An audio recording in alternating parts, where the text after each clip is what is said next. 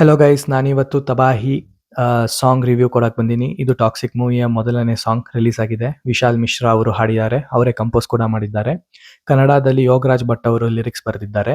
ಈ ಸಾಂಗ್ ಬಂದು ಯಶ್ ಮತ್ತು ಕಿಯಾರಾ ಅದ್ವಾನಿ ಕಾಣಿಸ್ಕೋತಾರೆ. ತುಂಬಾನೇ ಡಿಸಪಾಯಿಂಟ್ ಮಾಡ್ತು ಈ song, because at least lyrical video ಬಿಡ್ತಾರೆ ಅನ್ಕೊಂಡಿದ್ವಿ. ಆ, ಹೋಗ್ಲಿ ಬಿಡಿ, ಗ್ಲಿಮ್ಸ್ ಎಲ್ಲ ಹಾಕಲ್ಲ, ಲಿರಿಕಲ್ ವಿಡಿಯೋ ಇರುತ್ತೆ ಅಂದ್ರೆ ಬರೀ ಆಡಿಯೋ ಬಿಟ್ರು.